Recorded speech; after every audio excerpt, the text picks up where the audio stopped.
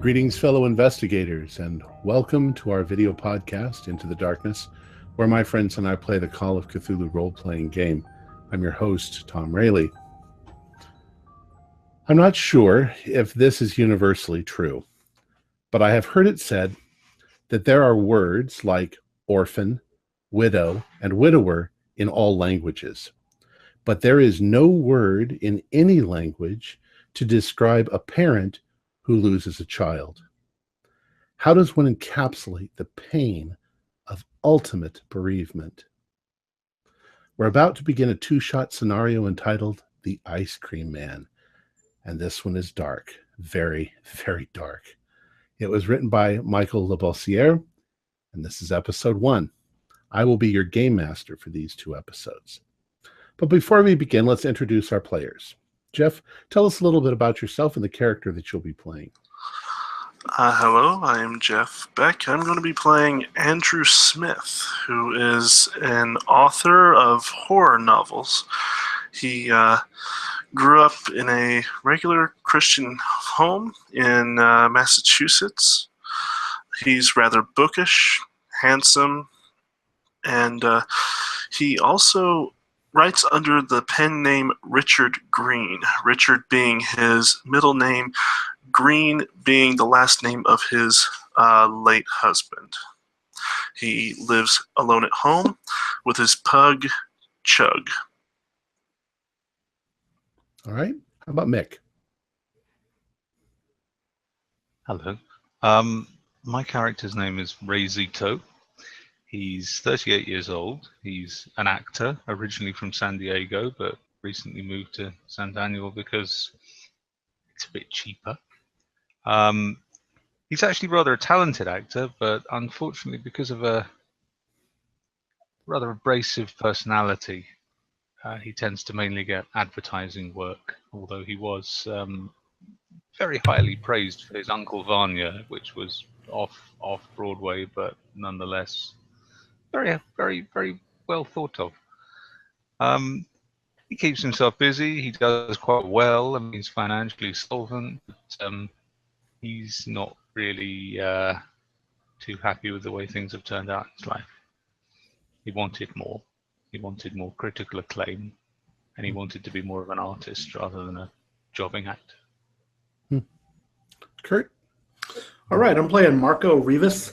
Marco is the owner of a restaurant that he runs with his ex-wife, Joanne. The restaurant's called Marjo's Burritos, and it is kind of a hole in the wall, but it's near the college, so it does really well with students and late-night drinking crowd. So he's becoming fairly successful and lives vicariously through his son, Clay, who is on a baseball scholarship at USC. Marco was a baseball player in college himself until a shoulder injury made him stop playing. Big Dodgers fan. Excellent. All right. I can see that the players are ready. Let's begin our journey into the darkness. The beautiful little seaside town of San Damiel is situated about halfway between Los Angeles and San Francisco. The date is August 4th, 1990.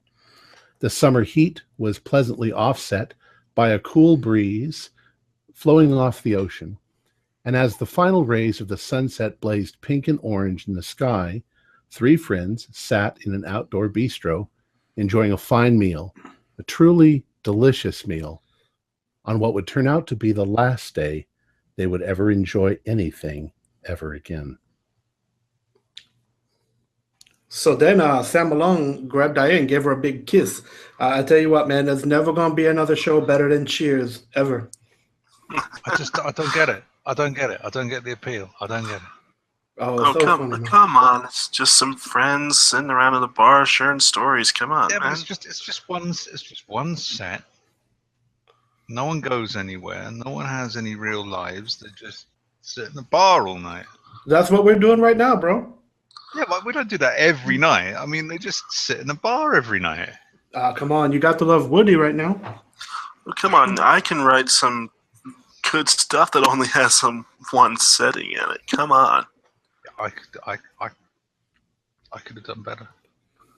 Just saying, if I I got that gig, I could have put more character into it. I mean, it's flat. It's flat. I bet you could have, Ray. I bet you could have. That's what Ray always says. You notice a man walk by the bistro, and he's dressed kind of in a rumpled suit. You've seen a number of people walk by. Obviously, it's a busy place, but this guy, you've seen him walk by now twice. He walked by and then he walked back the other way, and he's now walked once again past you, and he's kind of standing on the corner, but he looks back and he's obviously staring at one of you, but he's looking like he's trying to work up his nerve to come over. And after a couple of seconds, you see him sort of resolve. You can see this sort of resolve in his face. This is all while you're having your conversation. And he decides to come around through the little gate that leads off the patio at the bistro. And he comes walking up to you. And he says, excuse me, Mr. Green? Yeah?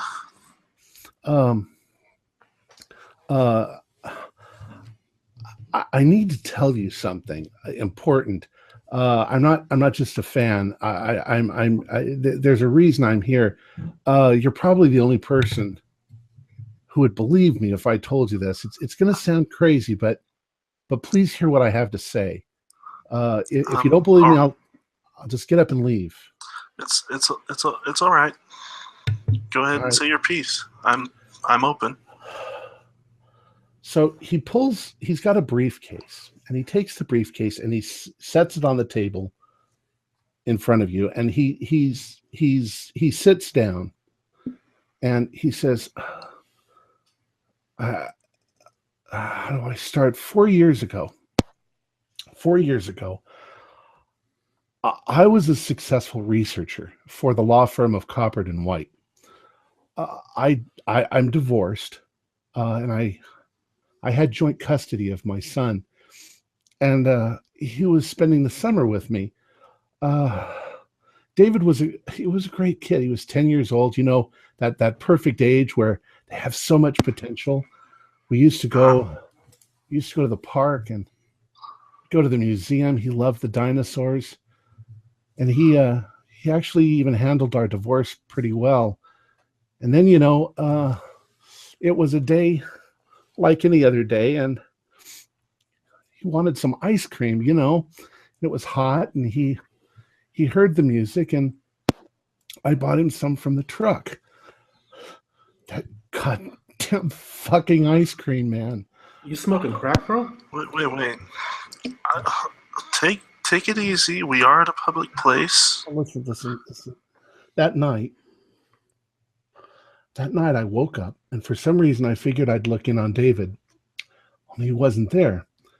So I ran through the house calling for him, and then I happened to look out the window, and I see him walking down the sidewalk. I run outside and I yell, David, but he ignores me like he's sleepwalking or something. Then I see that he's walking towards the ice cream truck. What the fuck was it doing out past midnight? The guy gets out. He's the same young blonde guy with a little fucking uniform that I saw earlier. The guy who sold us the goddamn ice cream. He has this freaky grin on his face. Sir, please. Just let me finish. Yeah, you don't look so good, bro. I'll let you finish, but just please, we are in a public place. Try to keep your voice down a little bit. I'm sorry. Look, so I run up and I grab my son. I try to grab my son, but before I could, this asshole, he grabs me by the shoulders, and he smells awful, like something like rotting meat. He looks me in the eyes, and I see them, and they're black, like solid black, and then nothing. I wake up later, lying on my bedroom floor, wondering what the hell happened. Are you sure this wasn't just some nightmares, sir? I forgot to say that at the time I couldn't remember any of this. I knew something was wrong, but the memory was blocked out. It took some serious therapy to bring it all back. I got the therapy because David, he was gone, and I couldn't explain it. My wife thought that I'd hidden him somewhere because I wanted full custody, but he was gone. The police got involved, but I couldn't find him. I couldn't find my son, my David. Andrew, I think we need to get the manager. I think this guy's on Look, PCP, man. Look. Here are the important things you need to know. After I remembered what had happened to me, I went looking for the ice cream man, but the fucker was gone without a trace. So I tried to track down the truck. I searched, trying to get a lead, and bit by bit, I started putting together some serious evidence. All my research is here in this briefcase. I don't have much time. They'll be here soon. But I think I figured out his modus operandi. Listen. Okay. He goes into a town and he puts this ice cream truck up for sale. He gets himself a buyer, and then somehow he steals the buyer's body and he starts selling ice cream. Then he starts taking kids. He fucking takes kids. Just one or two a month, not enough to attract attention. I did my research. It was my job, It's all here. I have photos of the towns. I have missing child reports, eyewitness reports, and statistics. I showed it all to the police, but they wouldn't see it. They were polite and somewhat interested, though they said that lots of kids go missing, and statistically it's not unusual. I tried to explain, but I kind of fucked up. When I told them that I was sure that it was one person in every case, I said something stupid like it was a monster. Sometimes I say things that I should keep to myself. And that's you're it. saying that Adam Walsh story one too many times, bro. They disregarded everything. I said, don't listen. And he looks over, and you can see a police car has pulled up, and the guys are getting out of the police car, and they see him, and they're getting their guns out. And he goes, oh, shit. He says, here they come. It's time to pay up. I'm telling you, the thing is here. I tracked it to San Damiel, but I acted too soon. 3 days ago, I went up to the ice cream man and I shot him in the chest, but it was too soon. The poor bastard just dropped to his knees and bled out on the sidewalk, a look of dumb shock on his face. Not the monster at all. Goddamn poor bastard. Listen. This is it. Killed someone? You have to stop him. I need you to kill the fucking ice cream man. You hear. Put your hands over your head, all this. And he's like, all right, here I am. Don't shoot. Like this. And very quickly, the police come over. They make sure that you guys are okay, but they take him away and they put him in the cruiser and they go. But he's left the briefcase on the table in front of you. I'll level with you. Until the police turned up, I thought one of you was arranging that. Oh, what the hell just did that just happen? I don't know. Dude must be on PCP or something. Did he just say? I mean, did I imagine that? Did that guy just sit down at the table and confess they just killed someone? He did. He just straight up said he shot somebody in the chest. I'll just talk about monsters and ice cream, man.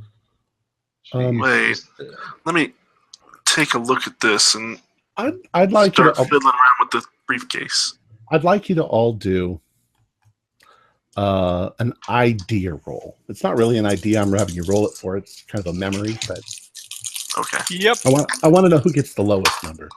I got 53 out of 60. 34 out of 80. Yeah, I did not win.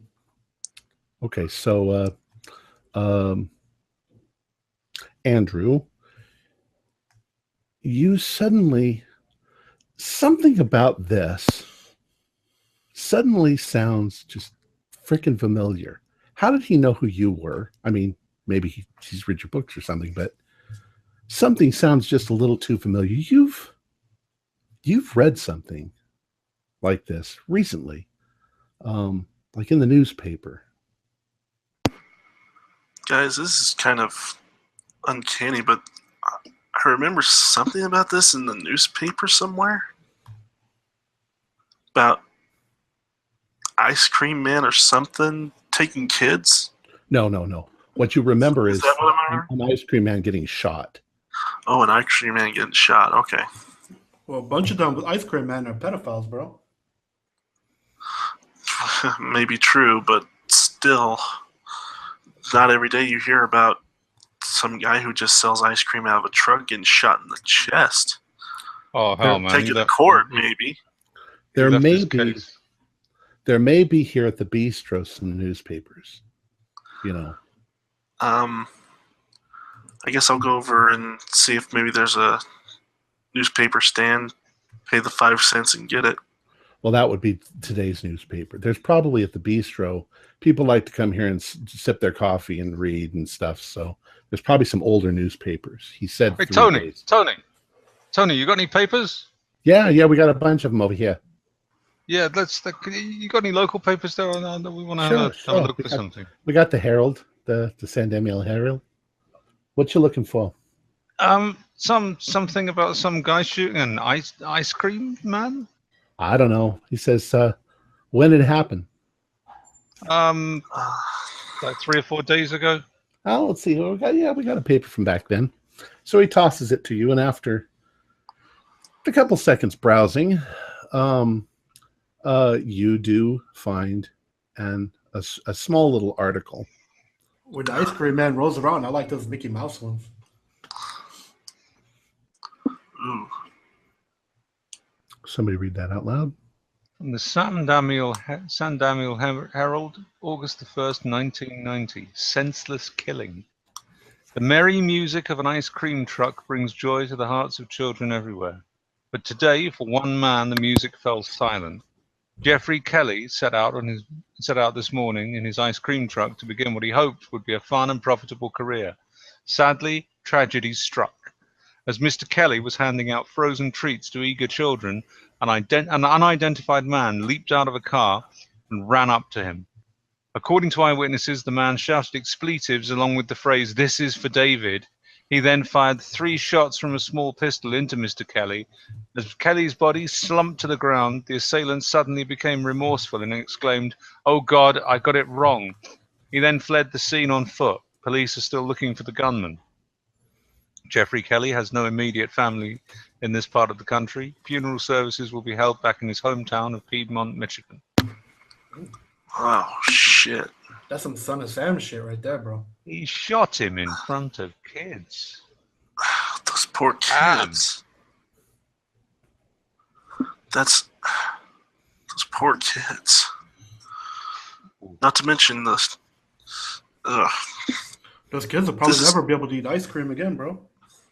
This is too weird. Are we gonna? I don't know, guys, but I'm wanting to look in this briefcase. As much as this guy might be completely off his nut, I want to take a look. Yeah, all right. But I mean, look, if there's body parts or anything in there, you're gonna have to phone the police. I mean. Oh yeah, trust me, I will. Yeah, just like open it with a napkin or something, just in case. Yeah. Grab a couple of napkins and start unlocking it and open it. Well, it's not locked, but it's got the little things. The little latch, yeah. Yeah, that flip up. Inside is a rather well organized dossier, or I don't know if you call it a dossier. But basically, there are photographs of children. Some of them are taken obviously covertly, like from a car across the street, taking pictures of the kids while they're getting ice cream from the ice cream truck. But a lot of them are paired up with missing children's pictures. There are photos of different drivers. And there are corresponding files showing that those drivers later on went missing. And there There are also, there's lists. There's lots of things like that.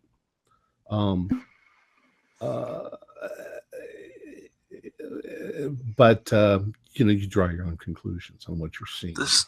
Wow, this guy wasn't kidding when he said he was thorough. And these are happening all across the country. Okay. He was definitely thorough then. He's looking all over the U.S. We should give this to the police. No kidding. This looks like a pedophile stash, hardly, except for there's missing people articles attached. You got some weird fans, Andrew. Hey, don't look at me. It's my fucking nightmares that give me these ideas. But I don't know. Maybe I can steal this guy's whole drug dream and make a bestseller.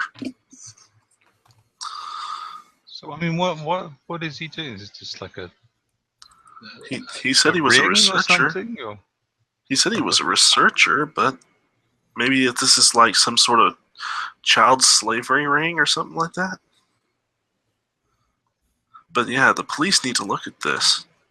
This is uncanny. He said though it was.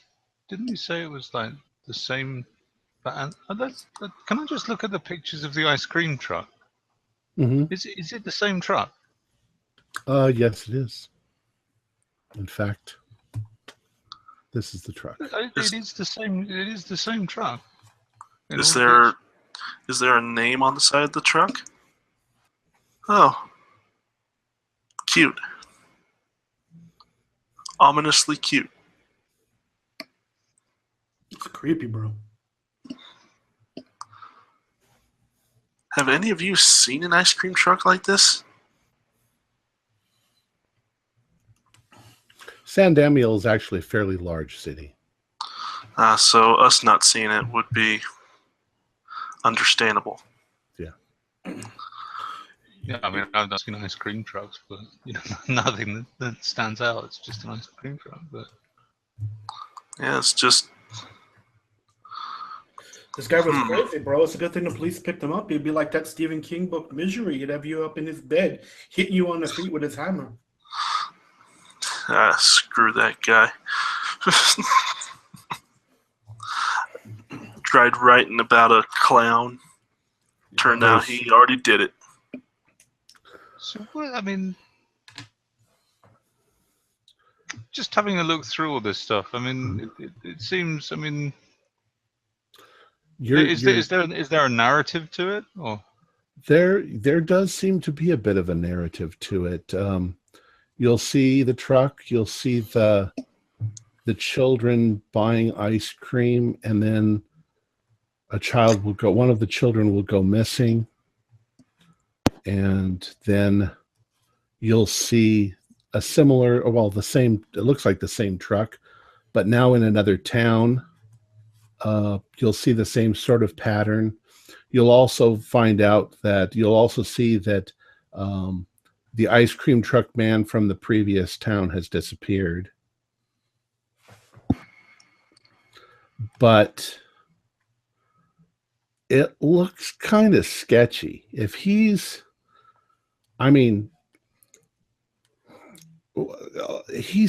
that the police told him that statistically it wasn't that remarkable that kids who go missing also tend to also buy ice cream.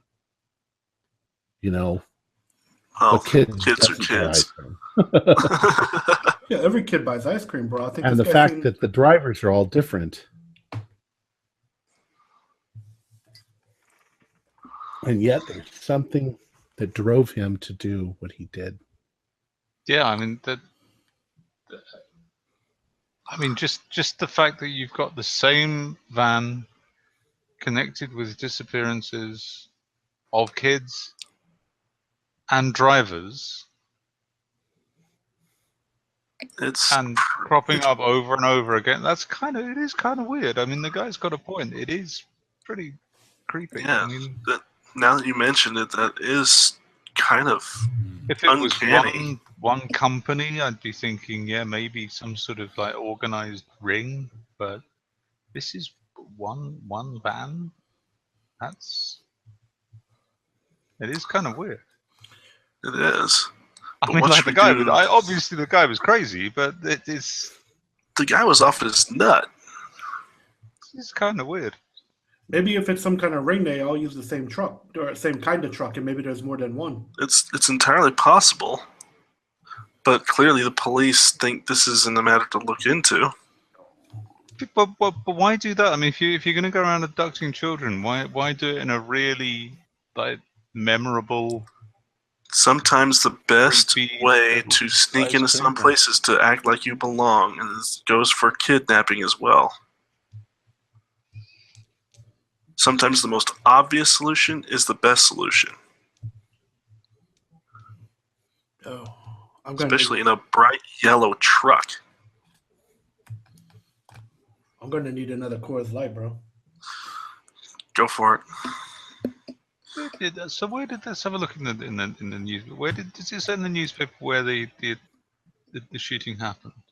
It didn't. No. Didn't. Here in San Damiel, though. We could probably ask around. Maybe the locals know. Maybe some of them went, yeah, that shooting that traumatized my kid that way. Yeah, you'd think people would remember something like that. I mean, someone getting shot in front of kids. I can guarantee you the kids do. Yeah. Those kids are probably going to need more therapy than I do. You also have what my critics say. You also have the victim's name. That too, Jeffrey Kelly. Yes. Yeah. What's with that? Coming all the way from Michigan to here to be an ice cream man. That's quite a distance, isn't it? Where is San Damiel? Actually. On the coast, halfway between Los Angeles and San Francisco. That's a heck of a long way to go to be an ice cream man. I don't know. What do you guys think? It's like an episode of Hill Street Blues. You watch a lot of TV, Marco. Jeez. Read a book. Love TV, bro. Well, I think we should give this to the police. It's already been shown to the police by this guy, though. Yeah, the police didn't want to know. I mean, that's why he shot the guy. And I don't know. This is just too fishy. This guy went nuts enough to shoot a guy, believing that this was true. And what happened to his kid? His kid's missing. That's what he said. Went up to the same ice cream truck as these kids, and now he's gone. But he said the kid went to the ice cream truck, and then the ice cream man came and got him. At night. Yeah. Which I don't know if that was just some weird nightmare he had. I mean, he said the guy had, like, coal black eyes. What if he? But I don't know. I don't know. I kind of want to look into this. Yeah. I kind of want to look into this. This is just weird enough that. What if he went crazy from PCP, bro, and then he got obsessed with the ice cream man case, and he killed the kid and tried to put it on the ice cream man? Then all this will lead to nowhere, and we can go on with our lives. I mean, what if you got to lose? Oh, I'm in for whatever, bro. Are you serious? We're gonna like play Hardy Boys with this? Hey, kids! These kids might be really missing. Well, yeah. And besides, this could be good research for another novel. You never know. This could lead to a bestseller. Well, it's not like I've got anything else to do. But I mean, where do you start? How would we do that then? How would we investigate this? If we were going to do if we were going to do it, just hypothetically, if we were going to do it, how would we do it? That's a good question. Honestly, I would say try to contact maybe the members of the family of the deceased. See, maybe we can find an address where this started and go from the scene of the crime and on. Well, let me tell you what you have in the briefcase.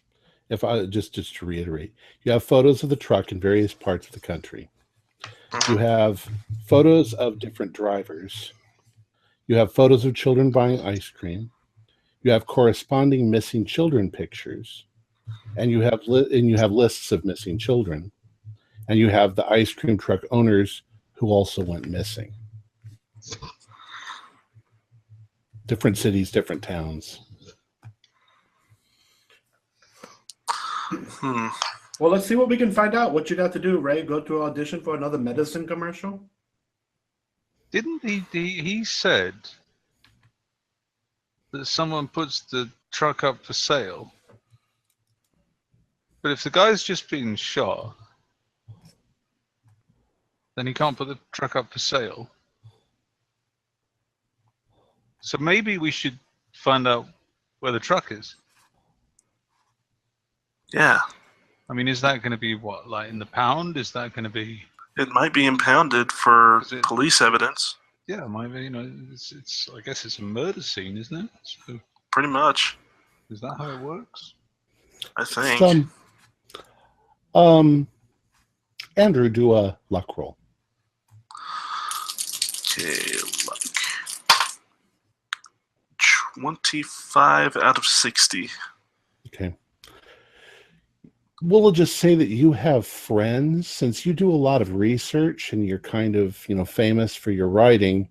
You have friends in places where you can find out what's going on in the police department, what's, what the lawyers are thinking about this. You have ways to smooth your way into those sort of things. You know what? It's not a huge town, so. I know some police from the restaurant, too. I'm going to call my friend and see if maybe he can give me some info on the truck. I met Eric Estrada once. That's any help? That can count, I guess. Long time ago.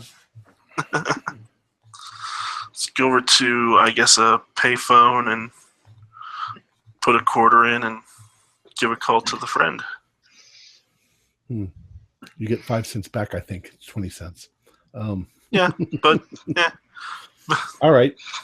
Your friend Jason, we'll say, Jason has connections also. So you often consult with him when you're wanting some research done. Okay, I'll call him up then. Hello. Hey, Jason. It's Andrew again. Hey, Andrew. Hey, how's it going? It's going pretty good. Oh, good. Did you hear anything about an ice cream man being shot in the chest? When did this happen? No, I haven't heard. Maybe 3 or 4 days ago. A lot of things happen. Why? Is there something you need to know, or? Well, I kind of want to know what's going on with that ice cream truck. Hold on just a second. Let me write this down. All right, so you're looking for an ice cream truck, huh? Yeah, an ice cream truck, kind of yellow in the middle, has like a red syrup drip pattern on the top with the waffle cone around the bottom. Oh, okay.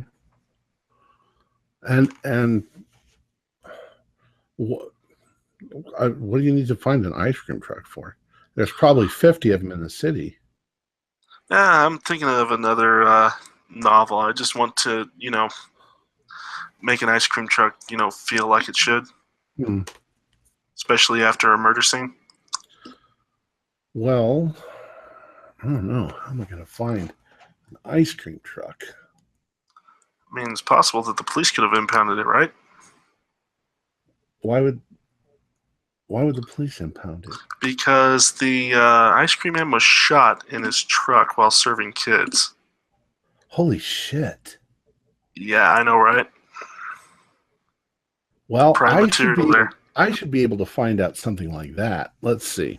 All right, so an ice cream truck man was shot while serving kids ice cream in a yellow truck with Red syrup pattern on the syrup roof pattern on the top. and All right. waffle cone pattern on the bottom. All right, give me a couple hours.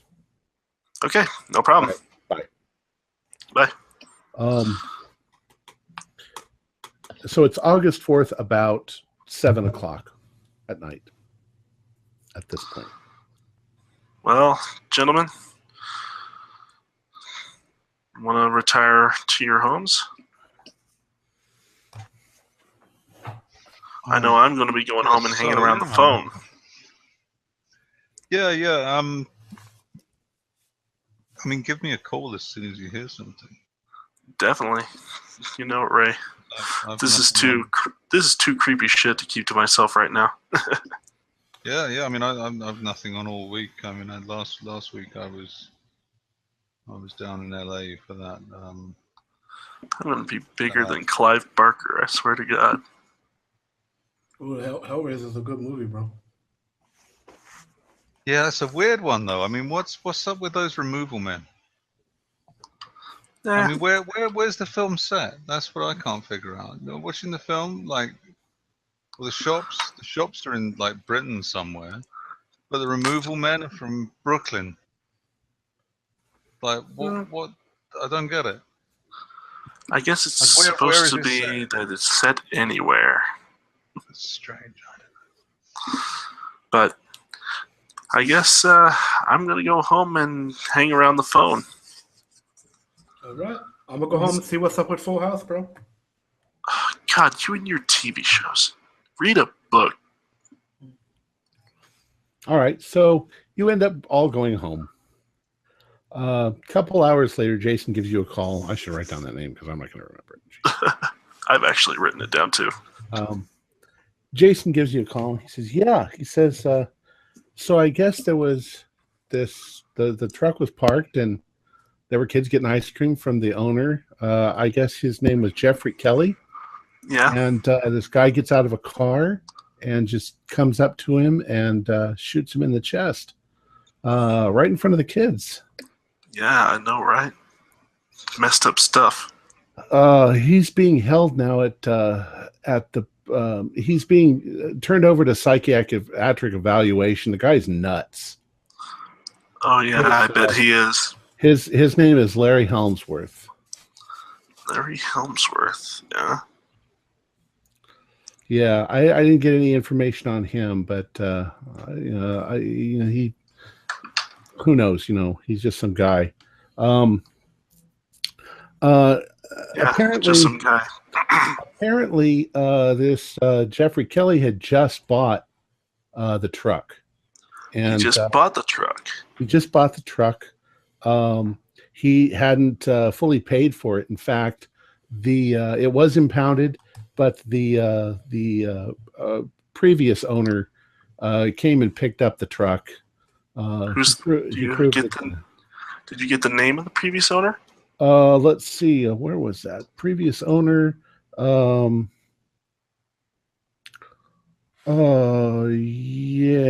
His name is Hugh Jones. Hugh Jones. Yeah. What does he do? Do you know?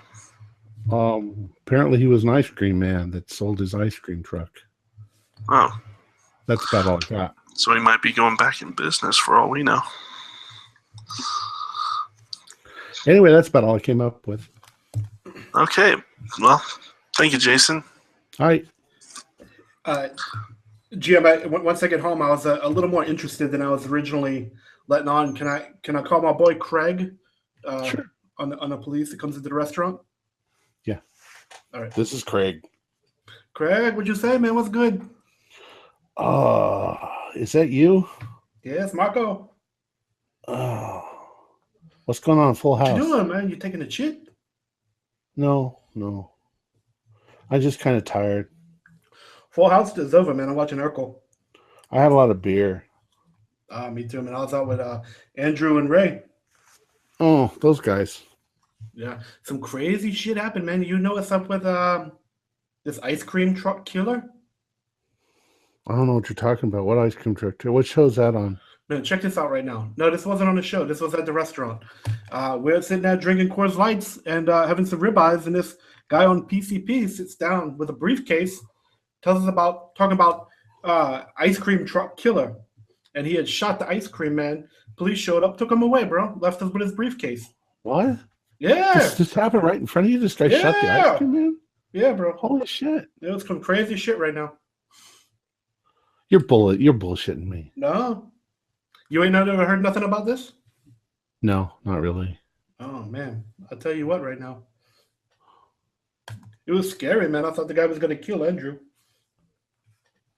Really? He said that the traveling ice cream man goes around killing kids. Holy crap. That's crazy. Snatch him up and kill him. Nah, this is on some TV show you're talking about. No, bro. So this guy shot the ice cream man because he thought he killed his kid. Dude, that's crazy. Shit was crazy, bro. Anyway, I just wanted to see if you had heard anything about it. If you do, let me know. This shit is wild. No. Is this on the news? No, this just happened just now. Oh, wow. It just happened just now, right now. I'll go turn the TV on and see if it's on the news. All right. Say, bro, when you and Diane gonna come up by the lake and we throw some ribeyes on the Weber and ride some jet skis? Oh, we're going through kind of a bad patch right now. Oh shit, bro. Yeah. No, I'm sorry to hear that. And, you know, things are the way they are. She'll calm down. Chicks be crazy, bro. You know, she'll be okay. It's true. You guys are good together. Hey, that's kind of nice going up to the lake. I hadn't thought about that in a while. Yeah, we're about the jet skis. Watch some TV. I gotta go, dude. I'm so wiped out right now. Do me a favor, bro. See what you can find out about this ice cream truck killer. Let me know. All right. I'll see what I can find out. Now I'm all curious. Good night. Okay, I'll let you go right now. I get home and I briefly toy with the idea of phoning Eric Estrada. Mm-hmm. And I don't think he'd remember who I was. I don't even I've still got his number. I'll have to do the smile. I'll just have a bath instead, I think. Okay, the water is nice and bubbly. Oh dear. And taking the cordless phone in with me just in case, because I'm, you know. Well, as soon as I'm done with that call from Jason, Ray did ask for me to call him, so I'm gonna phone him up. Oh, sakes. Oh, hang on. Oh, yeah. Hello? Hey, Ray? What's up? Not a lot other than some new information. What did you find out? Well, I found out that the crazy guy at the restaurant, his name is Larry Helmsworth. Larry Helmsworth? Yeah. And that truck that we were talking about, it was picked up by its previous owner, a guy by the name of Hugh Jones. Previous owner? I thought the owners went missing. I know, right? That's kind of weird. But it was picked up by this guy. Hmm. You know, if what this guy says in his notes is true, that guy's going to put it up for sale again. You know that? Oh yeah, he will. I don't know. But where. we're going. Who knows where? I mean, it's all over the country, right? I'm gonna see if I can't maybe in the morning find out who this Hugh Jones guy is and where he is. Yeah. How you gonna do that? Oh, I'm gonna take a look around the phone book, see if maybe I can find his address. He must be in town somewhere if to pick it up straight from the impound lot. Yeah, I guess so. I mean, does he have to be do ice cream men have to be registered? Mm-hmm.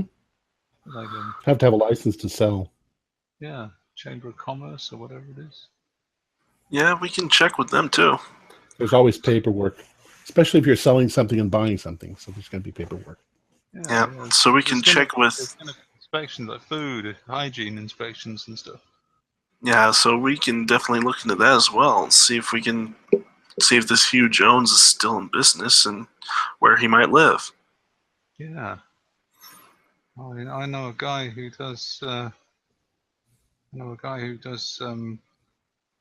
Like food and hygiene inspections in San Francisco. Donald. Ooh. Oh so no! Sorry, no, that was a movie. Oh. Sorry, I'm tired, man. No kidding. You need to get some rest. Yeah. Yeah, I'll give you a call first thing in the morning. Sure thing. And we'll make a day of it. See if we can find this ice cream van. Definitely. Can't believe we're doing this. This is... Oh, come on. Where's your sense of adventure? Thought you were supposed to be all adventurous, you actors. Hey, I'm up for this, but I just don't want to get arrested for it, you know. Wait. I just remembered. Dude, we have a guy who's a member of the Chamber of Commerce right here. Marco. All right. He owns a restaurant, dude. Why didn't we think of that? We can talk to him in the morning. Hey, he's gonna know the health inspector too. Definitely. He's got to have those monthly inspections by the health inspector too. Okay. So, yeah. Call you in the morning. We'll catch up with Marco. I will do. Yeah, okay. Yeah, I'm gonna. I'm in the bath right now. So. Oh. Yeah. Take pictures. I don't think they develop them. Oh, I can wait. All right. So you finish your bath. You finish your Clyde Barker.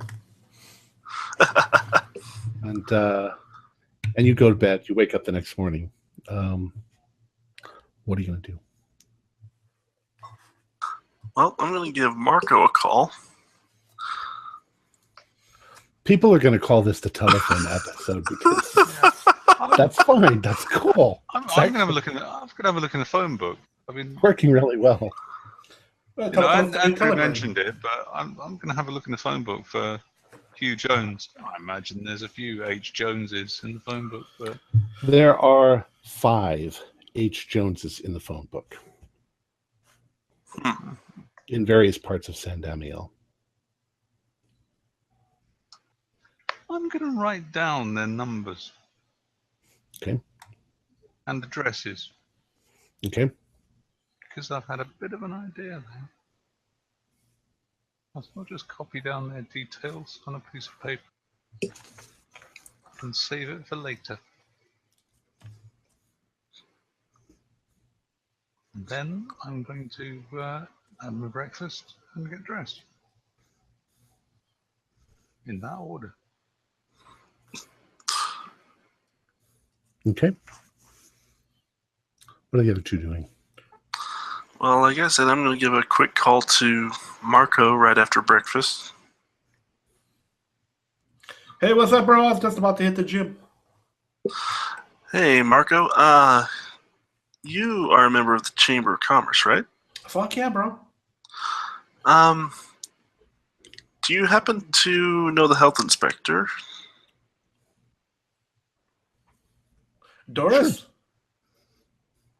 Sure. Could you maybe have her do us a quick favor and see if she has a Hugh Jones in the registry? Oh, you want to see if she knows the ice cream man? Yeah. Yeah, wait. Sure. You know who the ice cream man is? But yeah, Hugh Jones. Do I not know Hugh's name yet? Not unless he's. Since all this happened on the phone, I don't remember what. We'll assume that he already. Who's Hugh Jones, bro? Is another ice cream man? Well, Jeffrey Kelly, the guy that just took the slug to the chest, his truck was impounded but was given back to the previous owner, Hugh Jones. Oh, okay, I get it. Hugh Jones was the other owner of the truck. Yeah, the previous owner, when all the other owners are supposed to be missing. Oh, shit, bro. See where I'm going here? You think Doris might know her? Well, he's got to have a license to sell. Okay. Got to have health inspections every month, just like you do, right? Yeah, maybe. I don't know what's up with the ice cream, man. I'll give her a call. All right, if you could, that'd be great. But let's meet up sometime, like maybe lunch, same bistro. Okay. Okay, I'll get a hold of Ray and make sure he's there too. Today I'm going to get the land. Okay. Click. Bring. This is the phone episode. Bring. Oh, it works. Works just great. You're calling Doris, the health inspector. Oh. Hello? Doris? Yeah, who's this? What's up, Mama? It's Marco. Marco Rivas? Hey, Marco. Yeah, how you doing, Mama? What's up? Oh, not too much. Say, I wanted to see if you could look something up for me. Sure. Can you see about if you got a record for Hugh Jones, the ice cream truck man? Ice cream truck owner? Yeah. Me and Joanne thinking about starting up another business, and maybe she's been talking about wanting to get an ice cream truck. I heard Hugh Jones might have one for sale. I just want to know where to find him at. Let's see what I can find out. I got one of those newfangled things called a computer. Oh. It's about time that they upgraded finally. Let's see. Well, let's see. Ice cream truck, Hugh Jones. I am showing that there was recently a sale to a Mr. Jeffrey Kelly by a Mr. Hugh Jones of an ice cream truck. And that Mr. Kelly had applied for his license.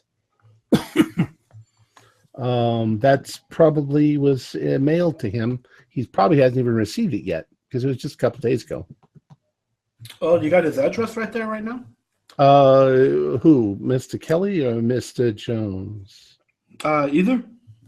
Yeah, and it's 3592 Phoenix Drive.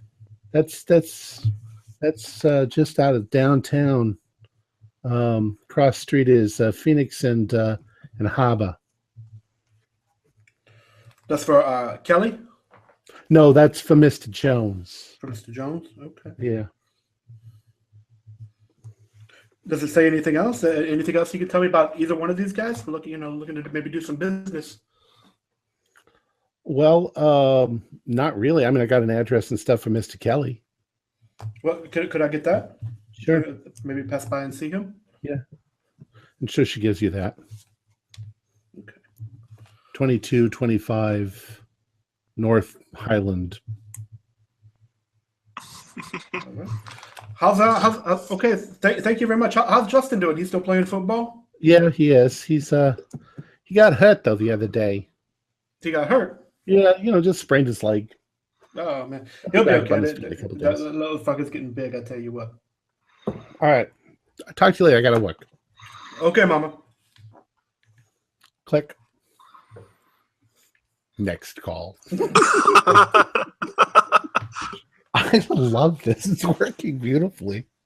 A Call of Cthulhu campaign centered entirely around making phone calls. It's a call of Cthulhu. It's a call of Cthulhu. It's the phone call of Cthulhu. They do call it that. Okay, I'm gonna go ahead and hit the gym because it's forearm day, and then Okay. I'll go meet up with the guys at the bistro. Your trainer Carlos is there. Carlos, what's up, man? He says, yeah, he's gonna work your forearms today. Yeah, let's do it good. All right. Next, what do we do? Nick, you said that you had an idea. So sorry, Ray. Well, yeah, I had an idea. It involves going out and getting the local paper. Okay. And my idea was that if there was an ice cream van for sale in the local paper, I would cross-reference the phone number with the numbers from the phone book and see if any of them matched. Okay. There is no listing for an ice cream truck in today's paper. Well, that didn't work then. Give it a couple of days. Yeah, in that case, I'll phone Andrew.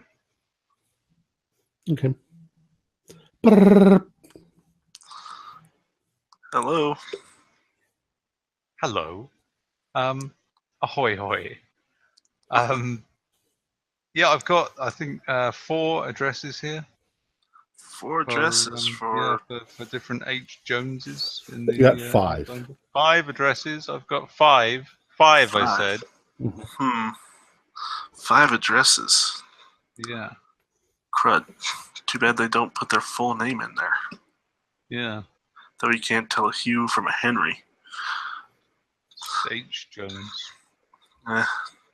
Well, you want to meet up at the bistro for lunch? We can go over what we found. Okay. Yeah. Let's do that.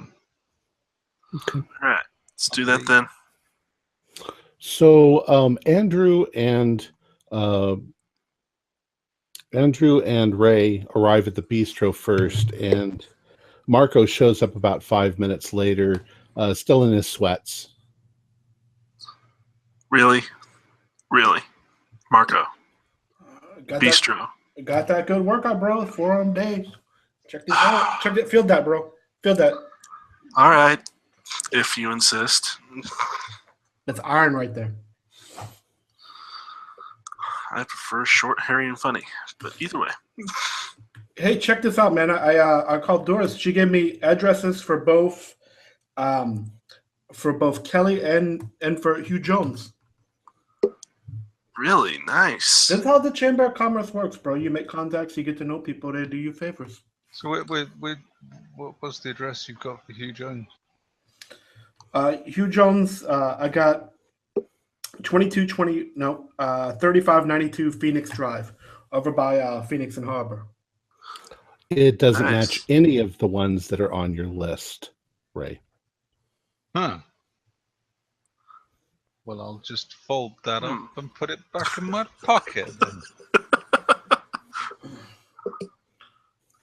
So you got the address for Hugh Jones and Goose. But so you got the address for Hugh Jones. You also got the address for Jeffrey Kelly. Yeah, I know Doris, man. Her and her son Justin and Clay played football in high school. Nice. Varsity. So, gentlemen, we have 2 addresses. Which one should we go to first? Well, I was thinking we might just drive past Jones's place. Yeah, it might be a good idea just to drive by. See if the infamous truck is parked outside. That's not a bad idea. Okay. You all know the general layout of the town, so you know where you're going. From where you are, you have to actually drive right through the center of town. The gleaming, shiny buildings, the new buildings are really nice. It's someday this San Damiel is going to be a spectacular city. It's growing. It's growing almost exponentially at this point because it's such a nice spot. Nice weather all the time. You got the beautiful redwoods up north. You got the desert far off to your east, and you got the ocean. It's a very nice place. You go into a suburban neighborhood, and it's a pretty well kept neighborhood. There's not too many shabby front yards. A few people mowing their lawns as you go along, and as you're driving along, there is a white house. The style of these houses is definitely a Californian sort of style. There's no 2 stories; they're all 1-story houses. They have pretty little fronts on them, but basically every other house is the same as every other house, just maybe turned, mirror images of one another. So typical, boring, everyday neighborhood. And as you drive past the house in question, there is an old mint green Buick parked in the driveway, and there's little flowers planted around the front porch, and it's a nice, pretty little house with a little white picket fence going around the front. No truck, though. No truck. Huh. Hmm. Okay. Maybe he's keeping it somewhere else, like in a storage shed or something? Is there a garage? Or? Is there one? There is a garage, and it's open, and you can see there's somebody inside the garage, and they've kind of converted the garage to a workshop. The way some people do. Mm-hmm. And you can vaguely hear, you're still inside the car, you can vaguely hear the sound of like a power tool or something going on in the garage. Well, looks like he's home, bro. Let's go see what's up. If you think so, I mean, if this is the guy that we're thinking it is, do you really want to bug him near power tools? Well, there's 3 of us and 1 of him, bro. It's true, and you went to Forearm Day. What will we say? We say we I know, that's the truck. Oh, yeah. I keep forgetting you own a restaurant. Let's just buy that fucker, bro. You can buy it. I'm too superstitious to touch that thing. I just want to look at it. Maybe you can tell us, maybe he has it in storage, or maybe the police have it. True, but let's go ahead and try your idea. Go up and say you have an interest in possibly buying this truck. Okay. All right. So you guys park the car, and you get out. Who's going to lead the way? Who's going first? Marco, after you. Yeah, Marco's playing the truck. Okay, so Marco's going first. Who's next? I'll be next. All right. Okay, lock up the And car. Ray's Follow on. following you behind. Okay. So this is a garage that's kind of like it's around the back of the house, or it's up the driveway? No, it's on the side of the house. Okay. There's a little driveway going up into the garage, and the mint green Buick, an old Buick, is sitting on the driveway. The picket fence goes around the property, but there's no picket fence. It's more for show than anything else, because you can just walk right up to the house. Mm-hmm. As you're walking past mint green Buick, you can tell that it's old. It's been kept in pretty good condition, though. It looks like it's probably from maybe the late 40s or 50s, somewhere in there. It's got the bright red conical tail lights and the fins. Oh. So it's kind of a sweet ride. It's a nice car. The garage is kind of messy. There's definitely boxes. There's definitely workbenches and stuff like that that have been put in. And as you walk up, you can see inside there. There's somebody moving around. And roll a luck roll. Oh boy. All of us. Whoever's in front. So that would be Marco. Go for it. I failed.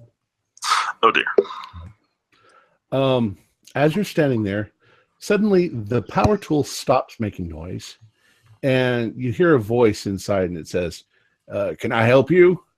Like this. And stepping towards you out of the shadows is what looks like an old man, maybe in his 70s. He's dressed in kind of Bermuda shorts with no shirt on at all. His hair is white. He has a beard, and his body is pretty much covered in a blanket of white.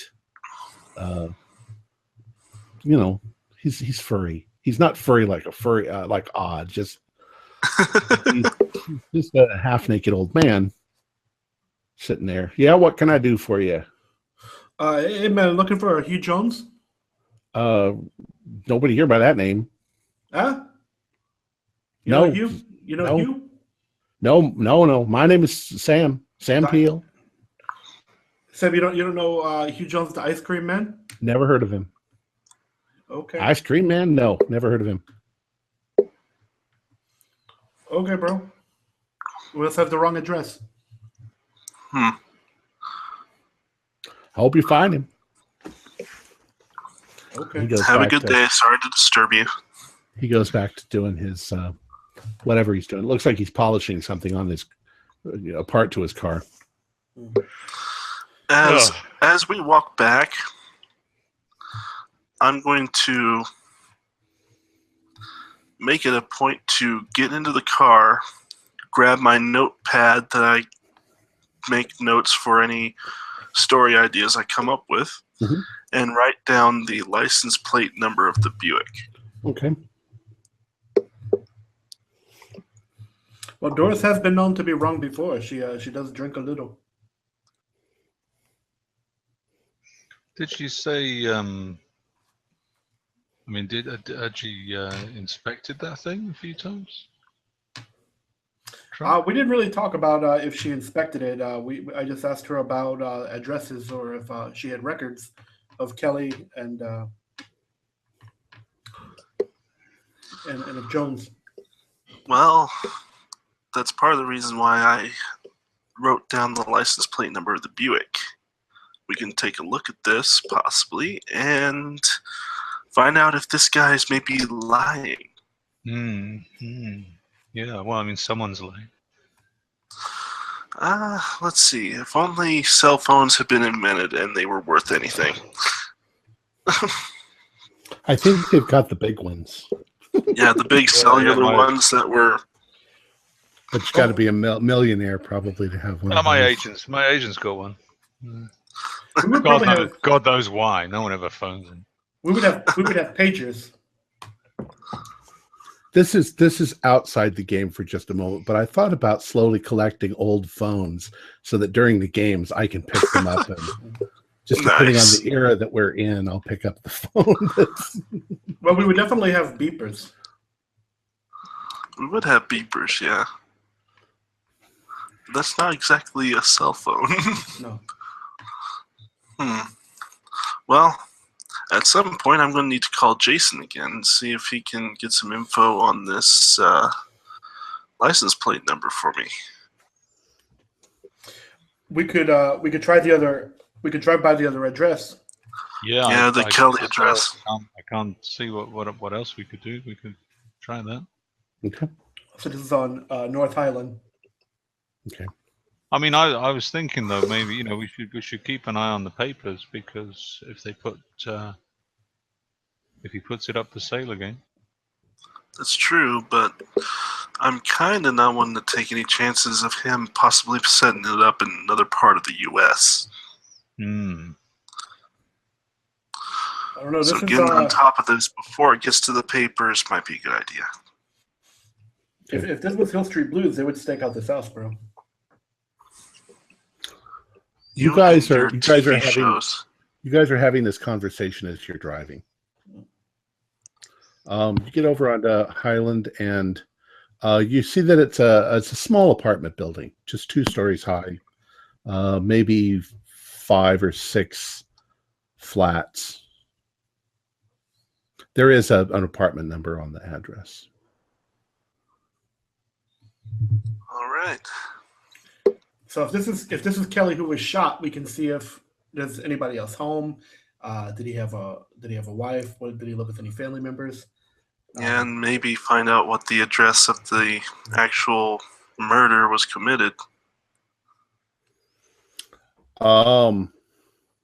Without wasting too much time, you get out, you go to where his apartment is, and it's locked. And there's no answer. Nobody answering the door. No. Pick this lock, bro. Go inside, see what's in there. Lock pick, really? You know how to pick an lock? I don't know how to pick a lock. I don't know either. You can't really do that in real life, you know. You watch too many spy movies, bro. You really do. Marco, do a luck roll. Nope, 98.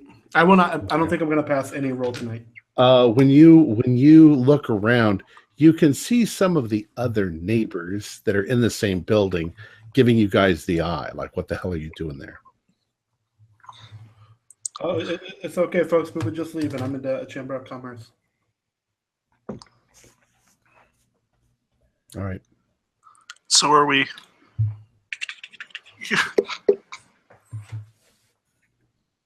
What next? That is an interesting question. Well, I would like to get to the nearest payphone and call Jason. Okay.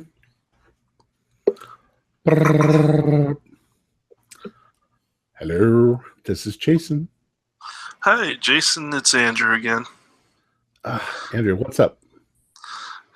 Yeah, did you find the ice cream? The ice cream truck? Didn't find the ice cream truck, but I did find another vehicle that I have a bit of interest in. Oh, okay. Would you perhaps maybe use your police connections to maybe see who the owner of a certain mint green Buick is? I got the license plate number here. Go ahead. I give him the number TF846. TF846 mint green Buick. All right. Yep, like an old model, like 40s or 50s. Where do you want me to call you? Let's see. Call me at the Do Drop In, the bar that we're going to go in. Okay. Do drop in bar. I'll Yep. page you. I'll page you. That'll work. All right. Click. Click. Beep. All right, gentlemen. Unless you have any ideas.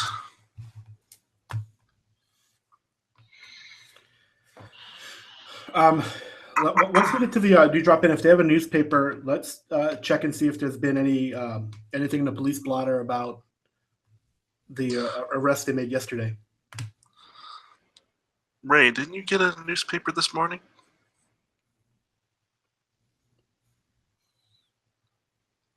Or was it Marco that did? Yeah, I bought a paper, yeah. I've got it here, it's in the glove box. Didn't say anything about the arrest made? About the what, sorry? The arrest that was made there at the bistro yesterday. I didn't look, I just looked in the classified ads. I was only looking for... let's just have a look. Helmsworth. All right. There is a small article detailing the fact that the assailant was captured in connection with the murder of Mr. Jeffrey Kelly. He's getting a psychiatric evaluation. He's obviously not a stable individual. Let me guess, they're probably not going to allow any visitors on him either. Especially with him being as mentally unstable, which he clearly was. And nothing in the classifieds about the truck? Nope. Well, shit, I'm running out of ideas. Ray, Marco, you got anything? I mean, you got those 5 numbers, right? 5 numbers and addresses, Ray? Yeah, but I mean, I don't know. I mean, I've got numbers for 5 people called Jones, but like the address we had for the Jones, I mean, the guy it was registered to, it looks like a fake address. Hey, is there anybody in here whose name is Andrew Smith? That would be me. There's a phone call for you. Thanks, Tom. Get up and pick up the phone. All right. Andrew, it's Jason. Hey, Jason. What did you find for me? All right. So, TF846 Mint Green Buick is owned by a Mr. Sam Peel. Mr. Peel is married, has a wife named Judy. He's 75, she's 78. They live on, and he gives you the address that you were at. Both of them are retired. Nothing remarkable about them at all. Well, have lived in San Damiel for the last 53 years. Wow. Okay. So, well, sorry for that, Jason. That seems to be kind of a red herring, I guess. But hey, while you've got your guy on the phone, huh? While you've got your guy on the phone, I've got an idea. What's that? I mean, we know who the van was registered to. Yeah. Well, if we could find out the registration number of the van, then wouldn't they have to file paperwork when it was sold? So we'd be able to find out who the new owner is of that van if it was sold. If it was sold, it was brought back to the previous owner. It doesn't help us find the guy who's selling it, but we'd at least know where the van is. That is very true. Hey, Jason. Yeah? That ice cream truck I was talking about, the one that has been brought back to Hugh Jones. Okay. Could you do me a favor and find the registration number?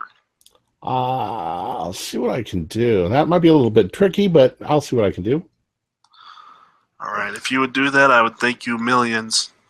All right. I owe you. You always do. Click. Click. Well, once again, gentlemen, we wait.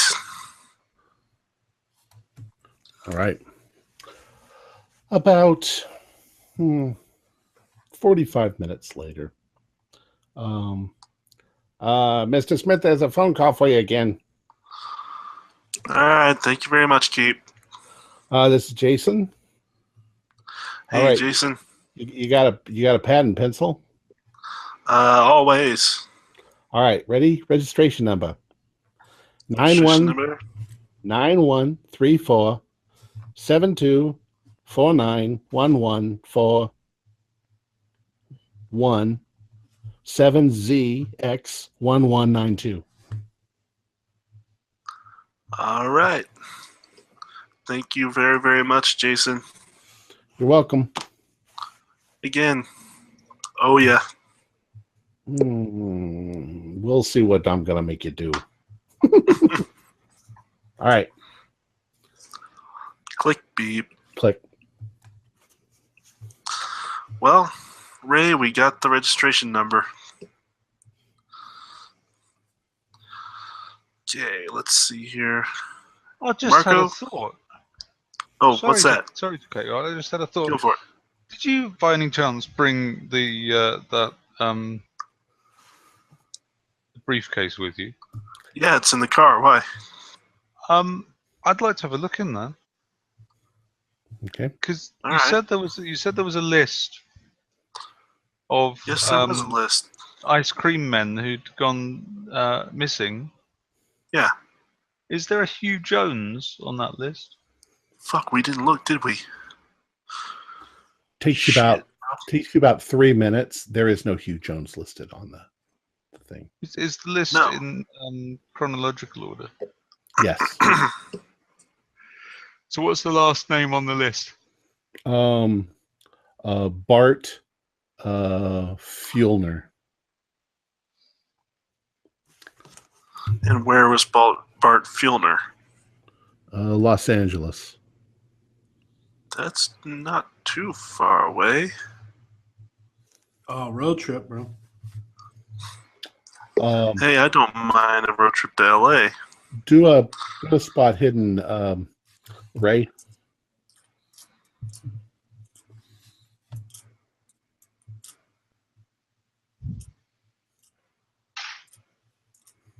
Uh, 95. No.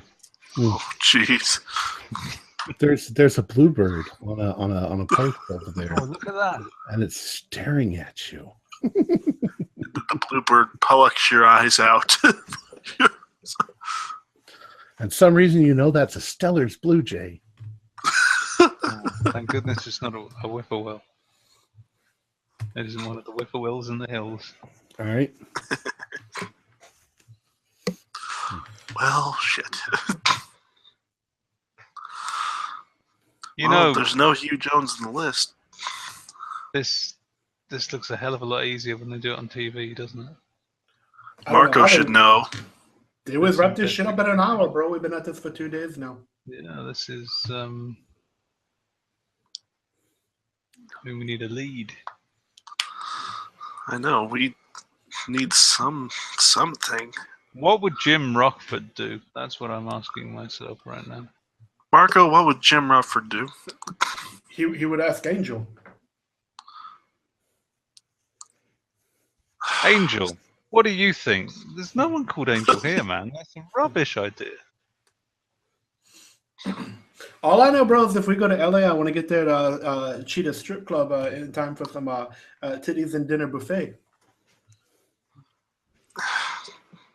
You Well, live in a strange world, my man. Work hard, play hard, bro. Strange. Work hard, play I hard. have the registration number. Andrew, do a spot hidden. Spot hidden. Yay, 50-50 shot. 50-50 shot, 17. Nice. Bart Fueller is also on the missing list.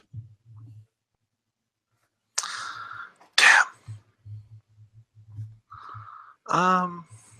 Well, this Bart Fuellner's also on the missing list. Gentlemen. Well, look, if we could... I don't know how possible this is, right? Go ahead. I'm just thinking if we could get hold of the registration deed, the registration papers for the truck,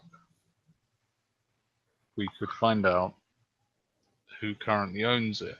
But I don't know how you do that. Basically, put in to buy it, I would think. Were you saying that from Jason, the registration that you got is currently registered to Bart Fueller? No, this registration number is for Hugh Jones owning that ice cream truck. Okay. This is the registration number of the ice cream truck. Gotcha.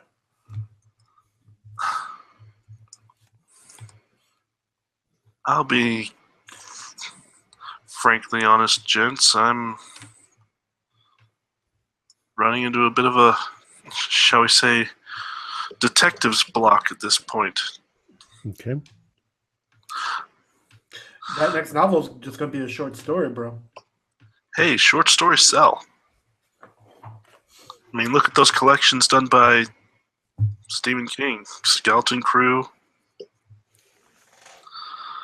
You need to be making that. You need to be making that Anne Rice money. Hey, Mr. Smith, you know what? You got another phone call. Tell your friend stop calling you here. The better thing to do is just hang I up. will. I'm so sorry, Keep. Get to the phone. Hey, Jason. Hey, so I don't call this number again. The bar keeps getting pissed. Oh, I'm sorry. It's okay. Anyway, I told you to do it. It's my fault. I'm showing. I thought I'd go a little farther on that that registration number, and you said this truck was kind of involved in something that just happened. Yeah, Jeffrey Kelly getting murdered in front of a bunch of kids. Sense. So I'm showing that a Mr. Hugh Jones sold this truck to a Mr. Jeffrey Kelly. Uh-huh. And then for some reason, a couple days later, it goes back into Mr. Jones's hands. I guess. Right. Something happened. But I found this just happened today, but I found a registration number for a Mr. Pete Ramsey's that's on the same truck. Pete Ramsey's? Yeah. He's put in for registration for the truck. He's put the number in. He's apparently purchasing the truck. He's in the process of it then.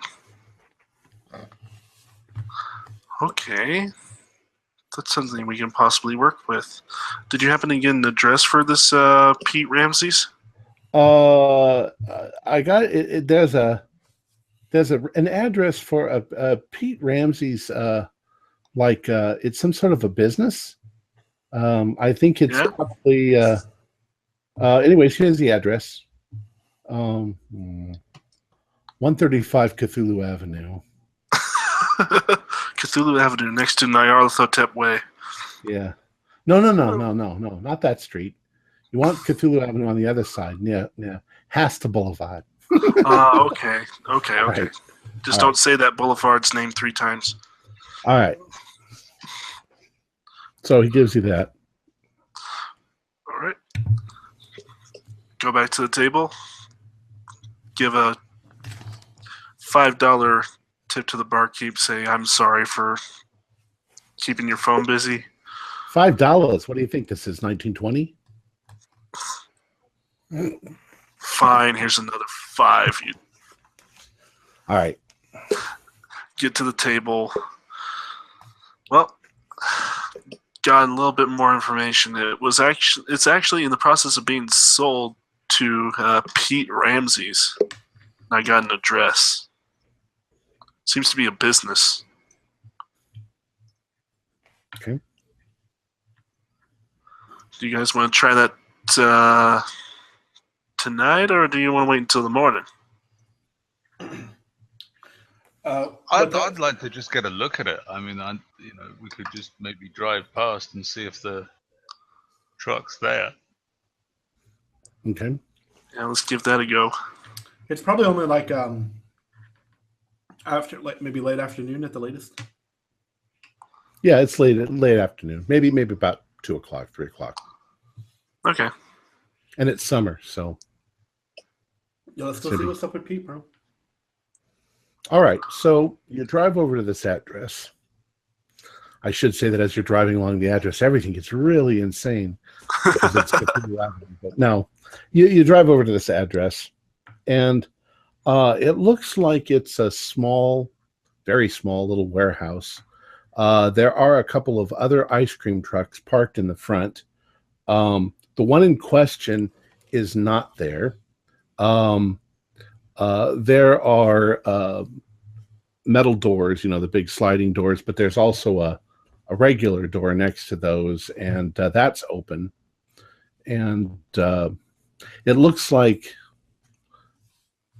this person probably owns a few ice cream trucks. They're not all here right now. Okay. So this is ice cream dispatch, bro. No kidding. Do you want to maybe try that whole shtick again where you're wanting to buy it? Maybe get him to talk a little bit? Yeah, See if we can find this Pete Ramses while we're here. I'll see if he can hook me up with one of those red, white, and blue pops. Oh, Yeah. I love those. Fucking delicious, bro. I haven't had one of those in a long time. Don't we all? It's shaped like a rocket. Yep. You give me one of them rocket pops on the 4th of July, bro. I'm all set. All right. So you park your car and you head up to the door, and you can see there's people inside loading stuff and moving stuff around, and it's not cold, but it's air conditioned inside. Over to the left, there is like a little corner of the warehouse has been built up with some sheetrock and a couple of plexiglass windows. There's like a little office over there, and you can see there's a secretary inside, and there's a young guy who looks like he's maybe in his 30s, sitting behind a desk doing some paperwork and stuff like that. Go up to the secretary. Yes, may I help you? Hello. We're looking for a Mr. Pete Ramses. Is he here? Yes, he is. Just a moment. Pete! And Pete looks up and he says, yeah, what can I do for you? I have a friend here who's kind of looking into getting an ice cream truck. He's not been in the business before. He's got some questions. Oh, well, I don't sell ice cream trucks. I buy them and I use them. Yeah, but there was one that you bought recently from, I believe it was a Mr. Hugh Jones? No. I bought one recently, but not from Mr. Hugh Jones. No? No. I bought one from a Mr. The hell was his name? And he shuffled some paperwork around. He says, Mr. Morton Downer. Here's the paperwork, see? Morton Downer, eh? Yeah. Huh. Yeah, Well, paperwork to prove that I've just recently purchased it. I purchased it day before yesterday. Hey, Marco. A pretty little thing, little yellow truck with like red ice cream dribbles around the top. Really? Yeah. Hey, Marco, they got your design that you wanted. We need to find this Downer person. Winkety wink wink. But it's not for sale, guys. I need that truck. That's fine. We actually want to see if this guy has maybe another one of the same design. No. Maybe we can repaint it or whatever, just to not keep it off your toes. Well, it's a big city. Yeah, I know. I got 5 trucks. Did I say I got 5 trucks? Yeah. Yeah. But thanks anyway, though. Well, we could take some photographs of it and then give us an idea of. It's not here right now, guys. They're sort of breaking it in. Oh. Well, where are they? Oh, I don't know. They're at this point. It's kind of like on a joyride with their. I hire people to run the trucks for me. I got a young kid. His name is Martin Ray. I think he's a college kid trying to get some money to continue in his college education. He's out with one of our experienced drivers, and he's learning the route right now. But okay. But that strike's not even. I haven't even got the registration papers on that yet. What I'm not going to be able then? to put that out for a couple of Do days.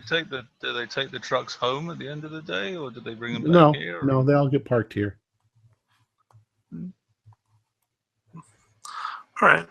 Well, thank you for your time, though. Sorry to get in the way of your paperwork. Sure. Have a good one. Why don't you come by? Why don't you Um, come by Joe's Burritos, bro? We got bottomless queso on Thursdays. Yeah. Don't take those red, white, and blue pops out of the package, dude. Just ask. Marco, damn it. Can I just have one, bro? Oh, go. Here's a coupon for my shop, bro. All right. The best queso in town. All right. So you leave.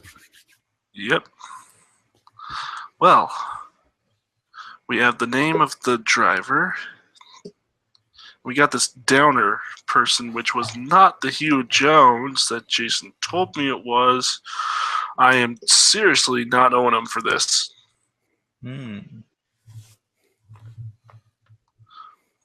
This is getting kind of weird now. I mean, That's true. We've been looking at this and looking at this and looking at this, and names have changed. Um, Well, if the truck is out, then he should be parking it here tonight. We can come back later and see what's up. It's true.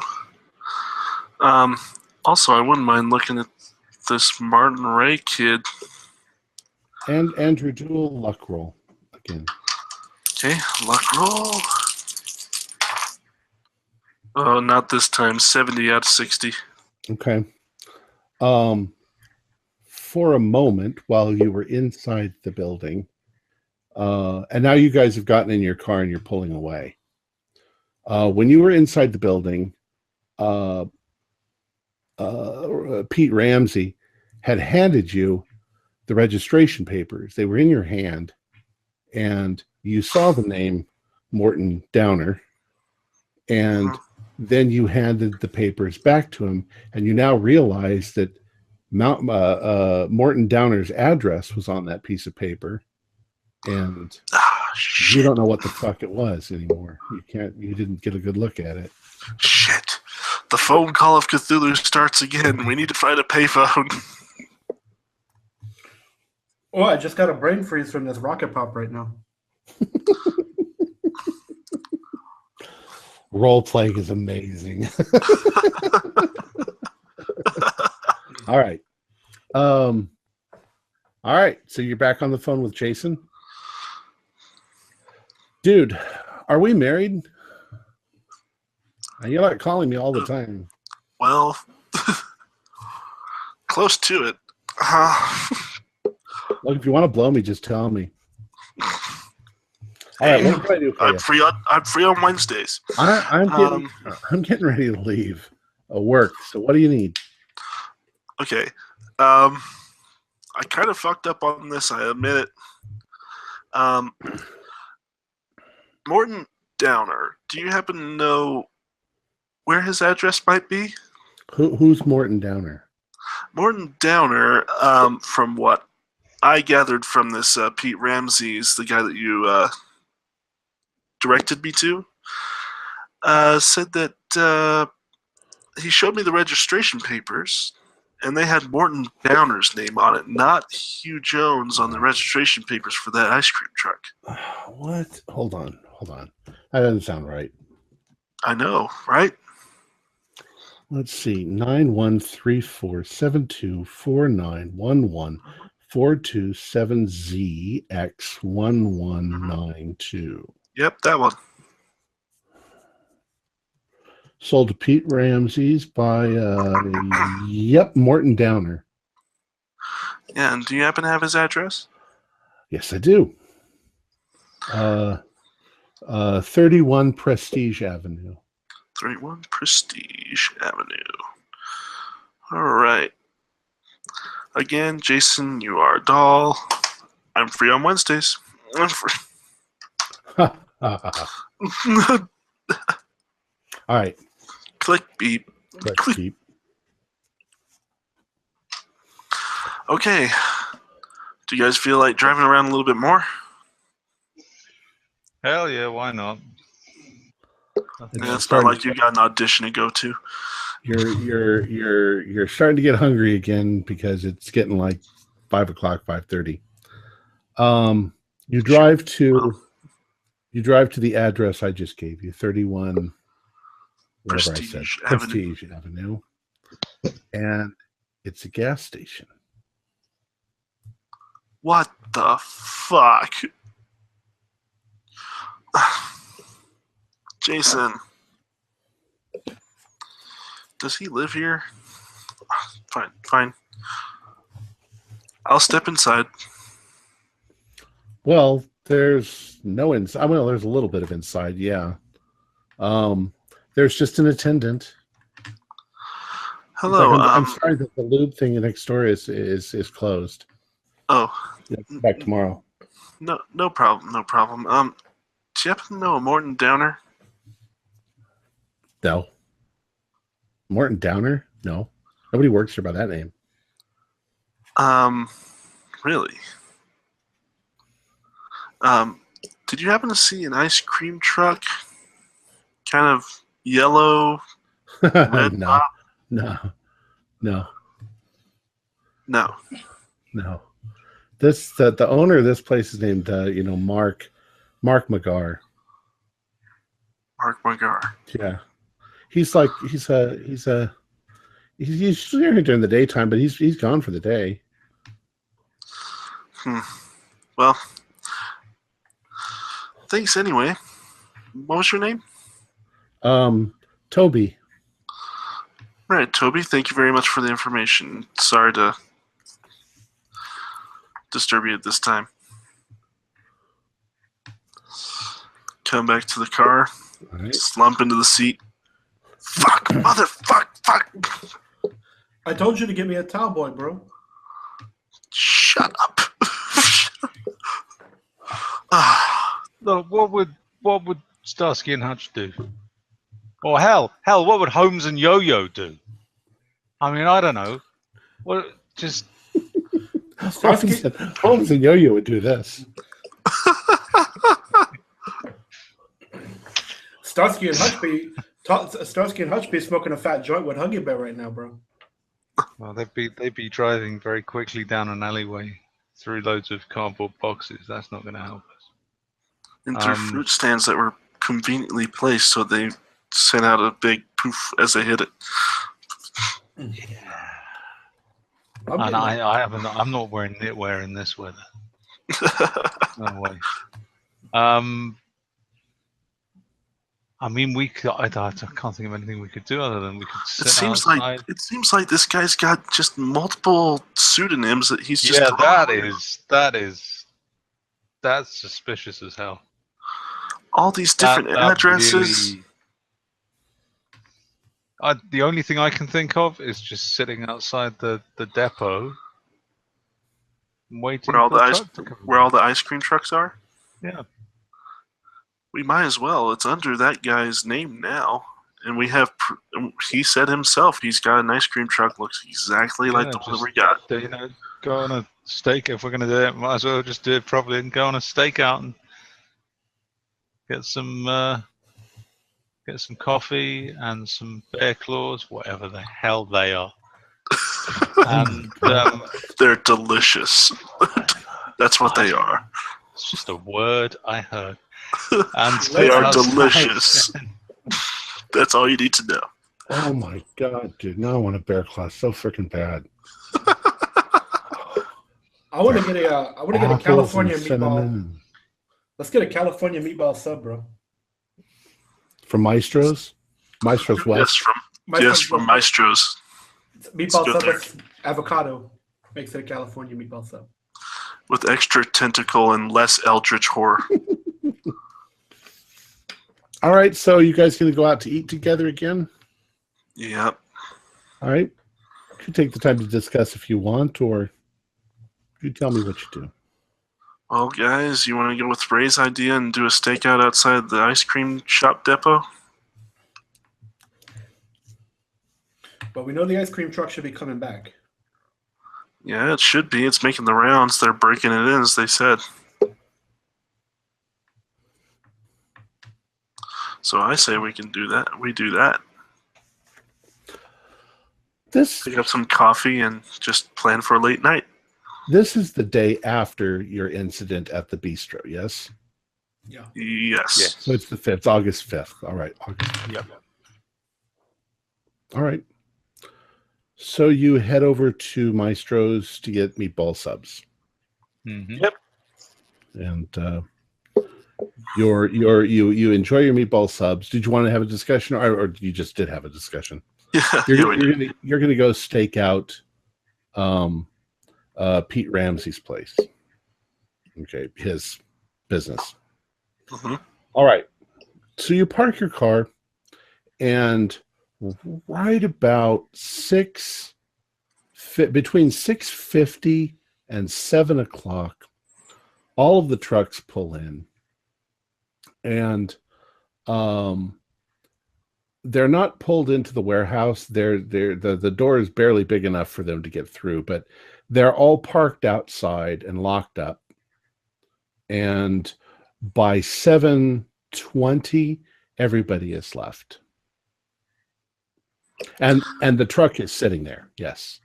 It's like number 3. Guys, I don't know about you, but I want to take a look inside. Does it look like there's a security guard about? No. We don't have to worry about too many security cameras. I'd still look out for them, though, because I'm paranoid like that at this point. Is it just an open lot, or is there like a any kind of like gate or fence or any visible like CCTV? No. It's just an empty lot. It's not exactly in a part of town that people are hanging around all night long. So this is a business district. Everybody goes home.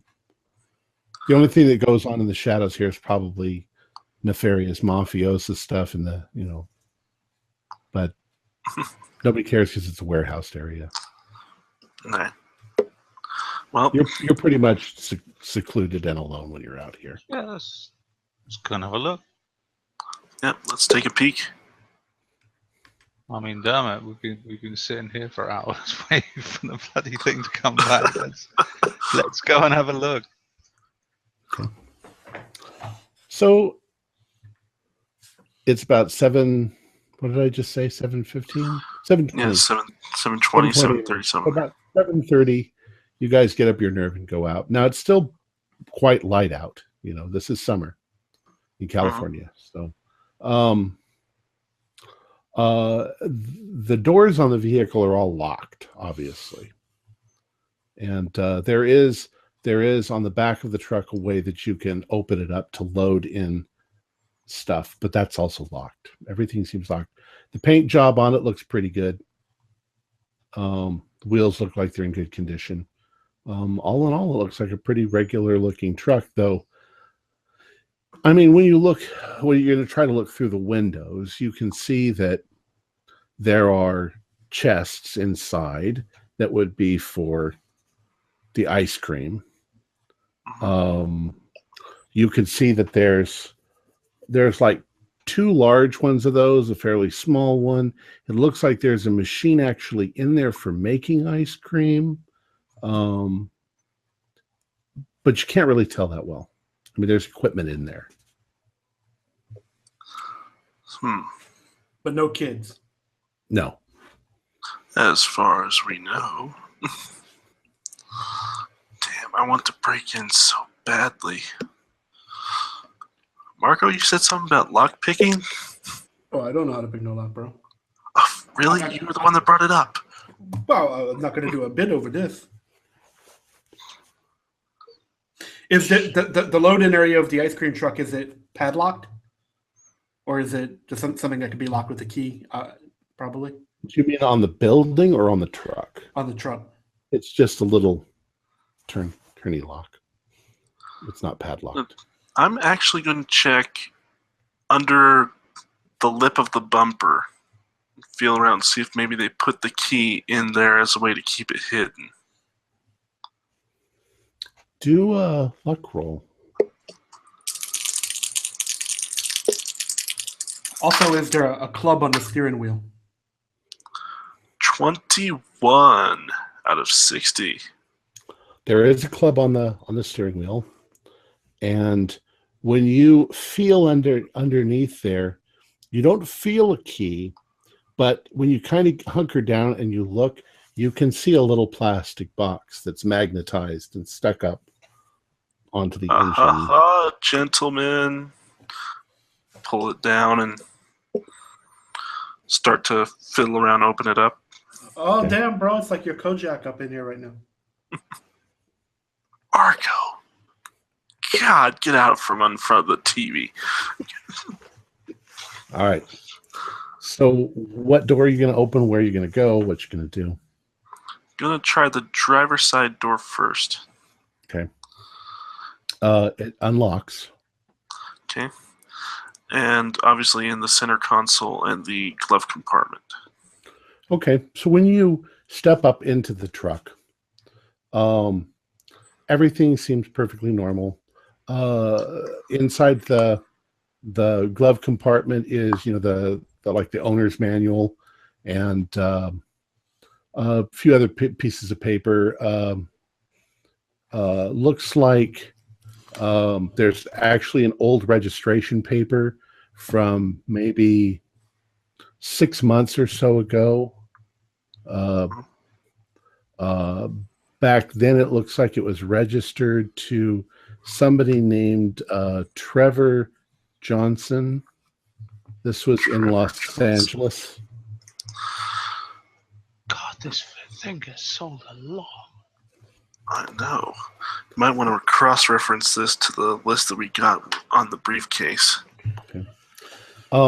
Inside the truck, there are, as I said, there's like 3 they look like refrigeration units. The tops of them open up, they are empty because they're not going to leave the ice cream in the truck overnight. Right. The first 2 of them on the inside is kind of what you'd expect because it's just metal inside. There's a little shelf over to one side. The second one is almost identical. The third one is a little bit smaller, but the inside of the entire thing looks like it's padded with some sort of material, like for shock absorption.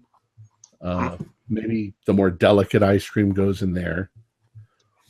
And then there's a kind of a vat that has equipment that sets down inside of it, and it looks like it's for making ice cream. Do they make ice cream in trucks? I thought they just... I think they make some throughout the day, but I'm not entirely sure. But I'm thinking that if you can sell ice cream out of one of these trucks, you could probably sell any kind of food out of these trucks. It gives me an idea, bro. You can have that idea all you want. It's just, this looks normal. Almost too normal. Start feeling around, seeing if maybe there's secret compartments. To a spot hidden. Come on, 50-50.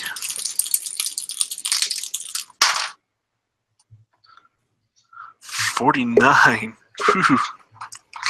That's close. The inside of the truck is pretty straightforward. There's probably nowhere that you could have a little secret compartment. It's well constructed. It's mostly metal, sheet metal on the inside. There's obviously a refrigeration unit, but you don't find any secret compartments or anything like that. Damn. But I would like Marco to do an idea roll. Other than the idea for a burrito truck I just had? This is partly related to that, maybe. Let's see. It's the same as intelligence. Yeah. Can you use luck points for Please pass. Please pass. I don't know how close did you get? 14 away? I only let 5 for the luck. Fuck. Was it luck or idea? It was idea. Oh, okay. You said I only let 5. You can only use 5 luck points. Okay. I shouldn't have had that towel boy. Well, let's have Mick. Let's have Ray also do a luck. I mean, an intelligence roll, idea roll. 18 out of 60. Okay. Nice. You're listening to Marco talk about the idea of making a burrito truck that could travel around and sell food. And it suddenly strikes you that that ice cream maker would make a whole hell of a lot of ice cream.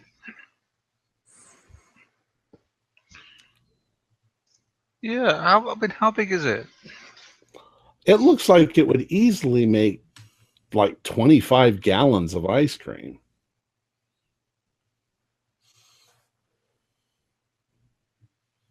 And how would that work then? Would it? Is it refrigerated as well? Yes, the thing is designed so that it cools as it mixes. But why? But 25 gallons? 25 gallons, and then at the end of every day, they've got to clean it all out. Anything that isn't sold. That's rather inconvenient, isn't it? Having such a big drum as well as all this to clean up at the end of the day. Not if the truck does good business, bro. Yeah, but what ice cream truck does so good they need to have 25-gallon drum in it to make more? Usually they run out, they go, sorry kids, close their window and leave. Maybe there's good money. I'd like to see their books right now. The bit with the padding in, Mm-hmm. would that be big enough to hide a child in? It would be big enough to hide an adult in, yes, if you curled up. Huh. Because those are two things that don't make sense to me. First of all, why is the refrigerator, why is a freezer padded? Because everything would be packed in boxes. And it's ice cream. What ice cream gets messed yeah. up when it's shook? Yeah, it's ice cream. It's not like they're transporting transplant organs or something. It's ice cream. It's an ice cream van. That's kind of weird. And it would get wet, and it just seems kind of odd. The padding would have possibly deteriorated with the moisture. The padding looks like it's got a kind of a vinyl plastic sort of component. So that would help with it. But it's definitely, it's almost like it's quilted. It's, it's not flat. And it's just on the back, is it? No, it's the whole interior of that particular freezer. I have never in my life seen a freezer with a quilted, padded lining. No, me neither. Ever. That's not something. I'm not like a great connoisseur of freezers, but I have never seen that. That just sounds weird to me. That just me neither. That's a weird idea. Especially one large enough to, if one of us were to curl up, we get in. What would they transport in here? That's what they're putting the kids in there, boy. Anyone want to maybe reach in there and feel around? You say 25 gallons. Mm-hmm. Sorry, because I just have to convert this into European. Oh. It's 113 litres. That's enormous. Yes. That's enormous. That's like it's maybe I'm a little exaggerating. It's the size of like a washing machine. Yeah. That's still big. Yeah. A kid could easily fit in it. I tried to sneak in one as a kid. Yes. Then my mom threatened to turn it on.